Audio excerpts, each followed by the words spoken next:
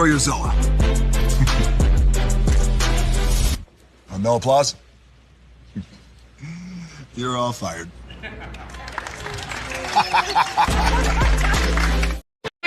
Hey, good morning, America.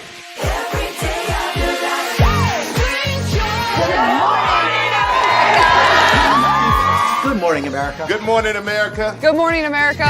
Money! Are you ready? They are ready. Covering the biggest events in the country right now. There's a lot going on here this morning. It's always a good time. That's what the show's about. That's good. Really good. Very good. Coming in hot, Jimmy, coming in hot. It's far from elementary. Oh. Good morning, America. I'm not going to try to strut like Michael or anything. I have known George a long, long time. Have you ever gotten him to dance? Look at that face. You don't just see it, you feel it. I'm in. I'm in. I'm in. I'm in too. I'll be here. I am here and so happy. I'm in. I'm in too. I'm in. That tells you something when Snoop Dogg's in. Michael, George, where? Ginger. Prepare for a journey beyond imagination, beyond belief, beyond anything you've experienced before. Universal Epic Universe, a new theme park where you'll step through extraordinary portals to 5 immersive worlds. Prepare for a cosmic voyage of discovery, an isle of fire-breathing excitement, a shadowy world of monsters and mystery, new wonders in the wizarding world, and a new way to play. Plus the splendor of a magnificent resort hotel overlooking the park. It's all new excitement at Universal Orlando Resort. A week's worth of vacation thrills with 4 amazing theme parks, a variety of spectacular themed hotels, and incredible dining and entertainment. It's all at Universal Orlando Resort, where you'll find new adventures every day.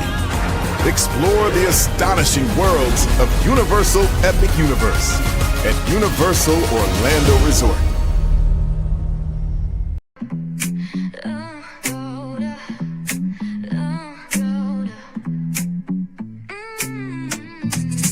Lights go low, the city goes high.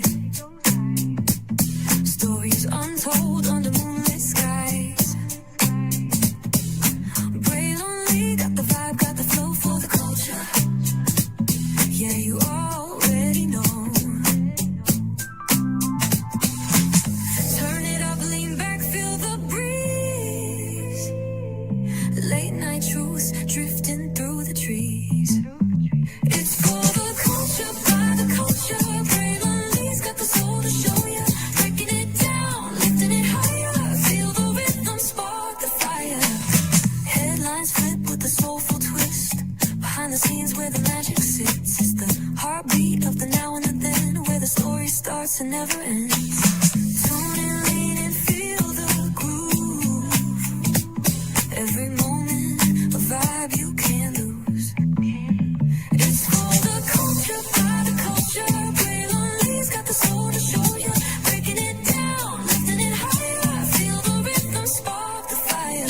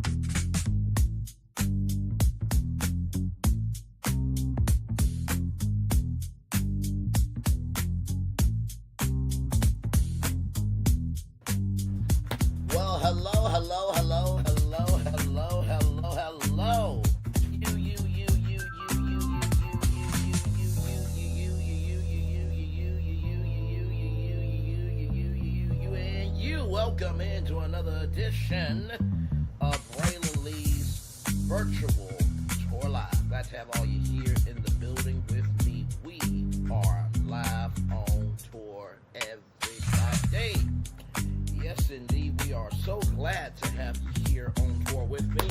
We have 1, 2, 3, 4, 5, 6, 7, 8 destinations for you all this morning. Christine Wonsley, as you all know, she got some unnecessary, tattered and just gutter complaints. And thankfully that has been stopped and she still has her nursing license. So praise be unto God for that. Erica Schwartz is confirmed as the CDC director. Like I said, if this was under Kamala Harris, I would be excited. But we all know that his supporters, his administration, and him are all wastes of life that all should have been swallowed by their mothers. So we just got to be ready for when the blame gets to her, okay? All right, with that, wait till you see what has been done to Africa by the U.S. State Department. Yes, indeed. Dominique Dillon, you may have heard of this young sister. She fell asleep during a live morning broadcast, okay? Listen, I've told y'all that when you are in media, the hours you put in are unlike any other hours. I don't care whether you're doing a show at 11 a.m., a show from 4:30 to 7 a.m., 7 to 9 a.m., the evening news, it still is, it's a mental fortitude that's just different for the media industry. So we're going to get into that, good sister, and I got a feeling things are about to be good for her in Jesus' name. Yes, yes, yes. Amen, amen. Then we got Howard University to talk about. I saw this as I was getting ready to go on tour with you all, and definitely wanted to share it because, as we all know, only 200 students have been re-enrolled into Howard University. So we'll talk about that. Expungementai. This is a huge game changer that can help people potentially get their record expunged, or at least credible enough that they can live their life again. So we'll get into that as well. A huge, huge new platform. You guys know about the Meta glasses. I'm looking for glasses now, but I'm not getting those. I think that while technology has expanded our world, it also has shrunk our way of connecting with each other as human beings, and you'll find out why when we get to Meta or Facebook.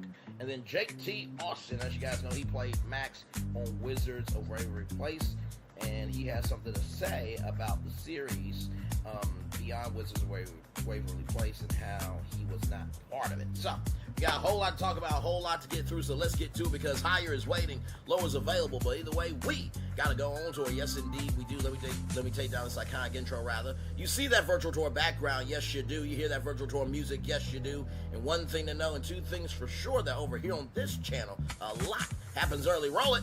It's a new morning for America's family. Sun's coming up, so make it all that it can be.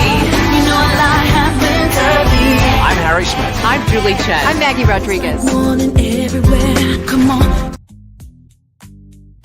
It's a new morning for America's family. Sun's coming up, so make it all that it can be. You know a lot happens early. I'm Harry Smith. I'm Julie Chen. I'm Maggie Rodriguez. Morning everywhere, come on, get up. I'm Russ Mitchell. And I'm Dave Price. And it's a little early for this. Right now, this it's a new morning for America's family. Sun's coming up, so make it all that it can be. You know a lot happens early. Every day's good when you're starting it out right. But I wait every daylight. And a lot happens early.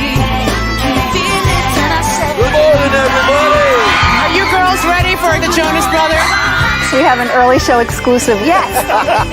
A lot happens early. A lot. A lot. A lot happens Early. The Early Show, weekday mornings on CBS. It's a new morning. Yes, it is a new morning, Julie Chin Moonfish. Yes, it is. Yes, it is. Yes, it is. Yes, it is. And to Russ Mitchell, Dave Price, Harry Smith, and Maggie Rodriguez, you are absolutely right on this channel right here. A lot happens early. Good morning, everybody. Hopefully all is well with each and every single one of you. Let's get to the getting and doing what we do. We got 8 destinations for you all this morning. Yes, indeed.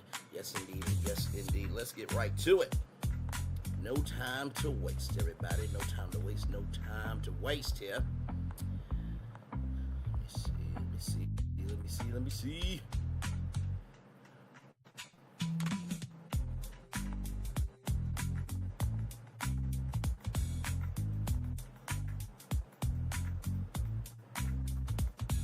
Okay, very good. All right, here we go, y'all. From the Hill, Mississippi Nursing Board closes anonymous complaint against Nolan Wells' mother.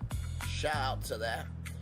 Ocean Springs, Mississippi, WJTV, civil rights attorney Benjamin Crump said the Mississippi Board of Nursing closed the anonymous professional misconduct complaint that was filed against the mother of Nolan Wells. According to the attorney, the investigation into Wonsley was open based on a complaint filed by an anonymous person.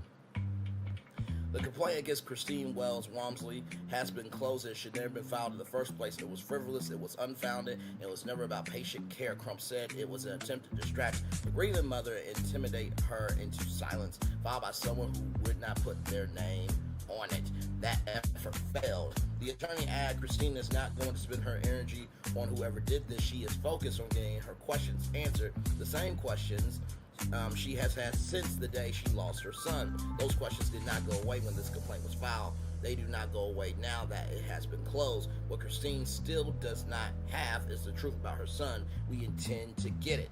Wells disappeared from Mississippi's Horn Island on July 4th, but his body was found 2 days later. Wells had traveled to the island with friends, but stayed behind when the group left. Christine Wells Wonsley was robbed of her son 1 month ago, almost to the day. She has spent every moment since asking one question: what happened to Nolan? Now someone is going after her nursing license anonymously without the courage to put a name on it. Crump continued, this is a warning shot at a grieving mother meant to pressure and scare her into staying quiet. It is a distraction, it is intimidation, we will not let it stand. He continued, Christine had part of his identity stolen from her the day Nolan died. Now someone's trying to take another piece of it. This cruelty knows no bounds. According to a preliminary independent autopsy, the manner and cause of death for Wells are undetermined pending investigation. The state autopsy of Wells has been completed, but according to reports, the results are not yet public. The results are expected to be sealed until the autopsy is presented to a grand jury, which will determine whether a crime occurred. Still unknown circumstances surrounding the death have touched off rampant online speculation and prompted calls from black leaders for transparency from local authorities. Wells, who was black, had traveled to the island with a group of high school friends, all of whom are white. Shout out to Big Boz TV, who also showed that Nolan Wells also hangs out with black people, or hanged out with black people as well, rather. Jackson County Sheriff John Ledbetter said initial interview suggested Wells chose to stay on the island, that his friends believed that he would get a ride with someone else. He has said the friends were cooperating in the investigation, which remains ongoing. Investigators have continued to seek information on what happened in the hours leading up to Wells' disappearance and death, including examining audio footage from the day and working to determine who was last seen with Wells. The Associated Press contributed to this report. Well, first of all, thank the Lord Jesus Christ Almighty that Christine Wonsley, right, that complaint is done and over with. I personally am really sick and tired of people saying who is going to get sued and who ain't going to get sued, whose channel's going to be taken down, this, that, and the third, and saying that most people are broke, but yet Kun Icket TV has 10 channels on YouTube, but yet he wants to talk about other people.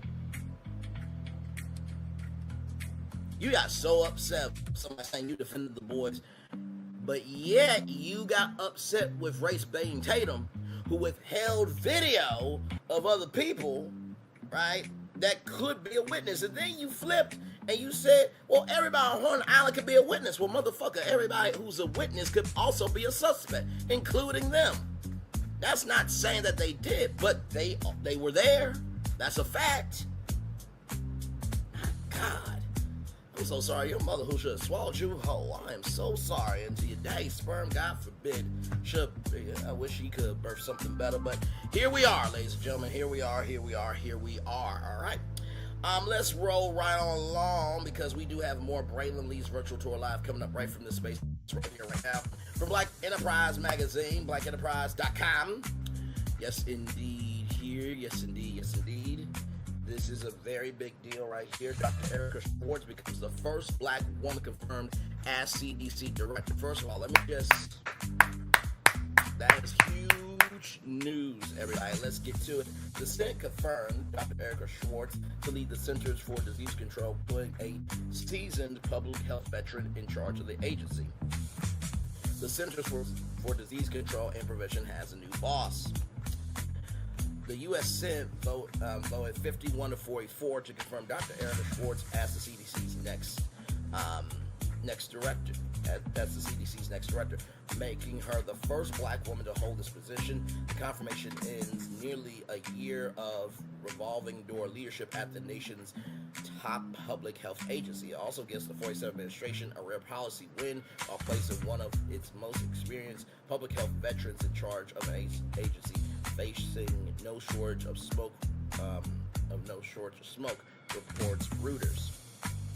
Schwartz, a physician, attorney, retired Rear Admiral, and former Deputy Surgeon General, has a proven track record of navigating high-pressure situations. Her resume includes serving as the U.S. Coast Guard's Chief Medical Officer, overseeing health operations across the military branch before moving into executive healthcare leadership, reports the Associated Press News. Still, she's inheriting a whole lot more than a new office. The CDC has spent the last year battling leadership turnover, declining employee morale, staffing reductions, and mounting public scrutiny while responding to a resurgence of measles, international Ebola outbreaks, and significant foodborne illness concerns. I wonder if something happened on November 4th. Oh, there was an election. That's right. Yeah, there was an election. And everybody who voted for him is now complaining about the hell they chose. So, what you want me to do?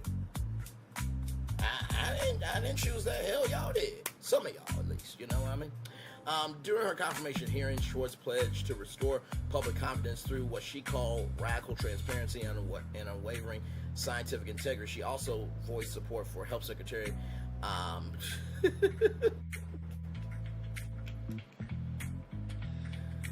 oh my God, Robert F. Kennedy Jr.'s Make America Healthy Again agenda. The president should do that for himself first before asking before saying make America healthy again. Agenda through lawmakers. The lawmakers rather pressed her repeatedly on whether she would push back against political interference in public health decisions.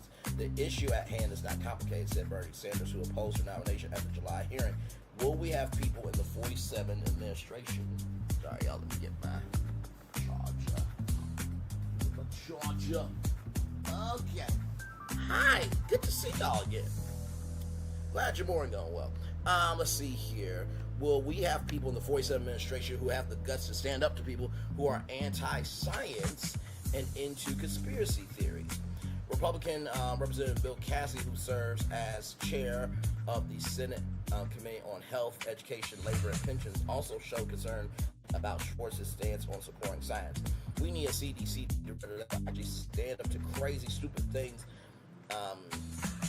being said that undermine faith in immunization, Cassidy said during the hearing, according to The Hill. Cassidy ultimately decided to support Schwartz's nomination after the CDC updated its website about vaccines and autism to address his objections. So first of all, congratulations to Dr. Erica Schwartz. I think that this is a very, Very big deal. The only problem is the president will blame Erica Schwartz soon. The administration will go after her. The Senate Republicans and the House Representative Republicans will go after her soon. And his supporters. So we just gotta wait on that. I know it's sad to say that, but y'all, like, I'm sorry. I don't have time to lie to y'all. I don't have time to take in bullshit, okay? We know that this was a...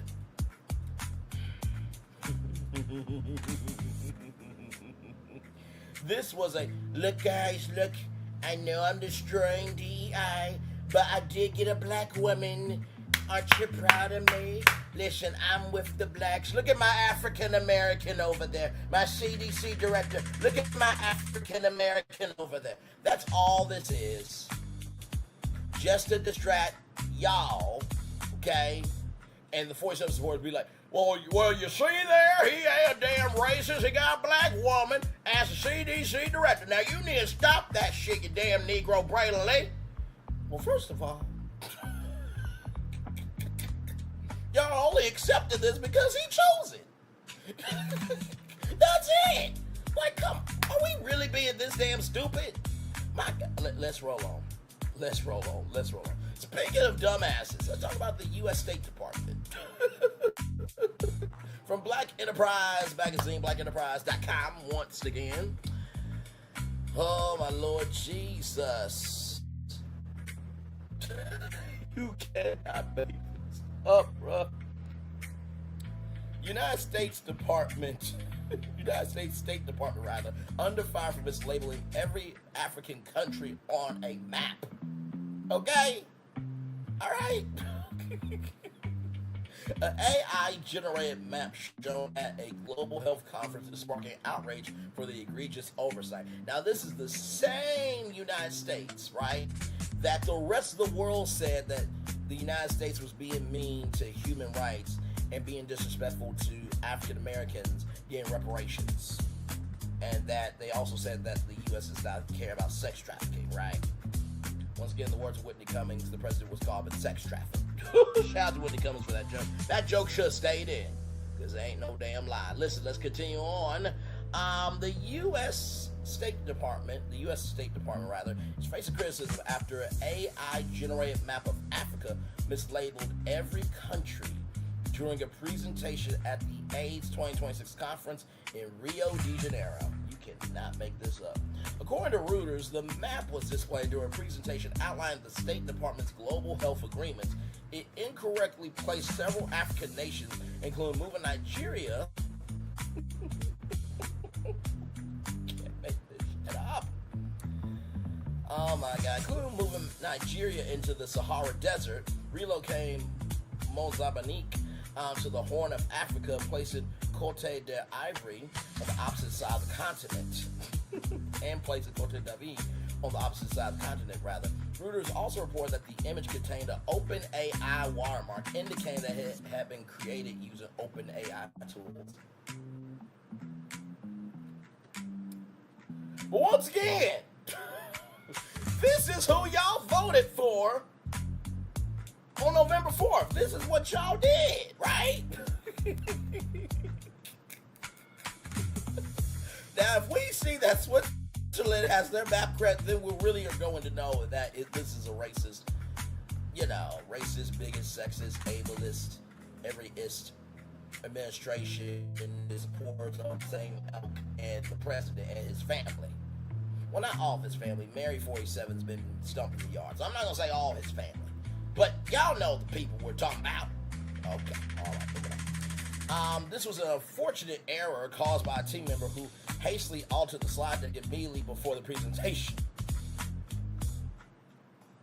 Did y'all not go over this on the plane?